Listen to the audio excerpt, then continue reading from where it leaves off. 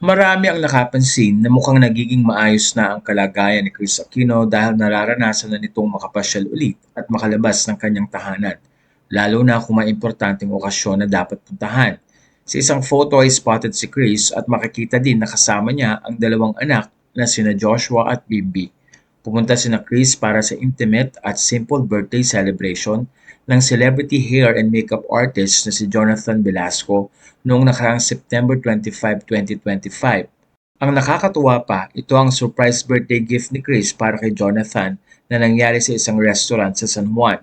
At dahil sensitive si Chris, lahat ay nakasuot ng face mask para na rin bilang proteksyon kay Chris na may kinalaman sa kanyang autoimmune diseases. At nitong September 28 lamang ibinahagi ni Jonathan sa kanyang Instagram ang nasabing celebration photos.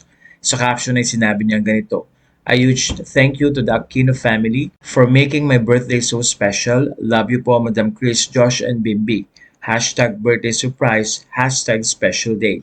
Dahil dito, maraming mga netizens at fans ni Chris ang nag-react at natuwa nang makita ang Queen of All Media.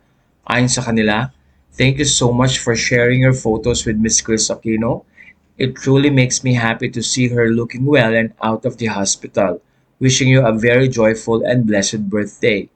Very welcome photo. Thank you, Jonathan, for sharing. May you have more happy birthdays to come. Happy birthday. Hi, Chris, Bimbi, Josh. Good to see you having another bonding time. Stay happy and take care. Matatanda ang last September 9 ay tila nag-post ulit si Chris ng bago niyang inspirasyon. Sa pamamagitan ng kanyang kwento sa Instagram, sinabi ni Chris na nagkakaroon siya ng dalawang procedures sa St. Luke's Medical Center sa Taguig pero hindi pa rin napigilan na ikwento ang nangyari sa kanya doon. Pahayag ni Chris, "Since my confinement, so much has happened. Just to make this post less feng shui or ghost month like so much has happened since my confinement.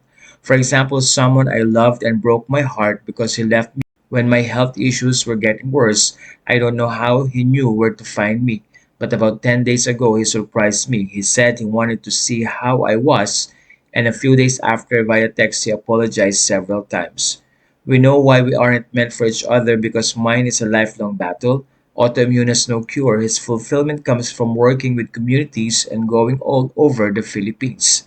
At tila may bago nagbibigay nga ng inspirasyon sa kanya. "God has a plan. Recently, I got to know a doctor who I can describe as brilliant, brave, and very reliable. Plus, he has a good skin and great hair. He brings knowledge and genuine wisdom. Plus, he shares the same Chinese astrological sign as my dad and mom. I shared my personal life but with no names because that's how it will be.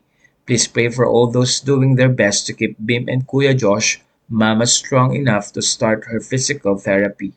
Kaya naman tila na-excite muli ang mga netizens sa susunod pang mga kwento ni Chris, hindi lamang sa kanyang journey ng paggaling kundi na rin sa kwento ng kanyang puso.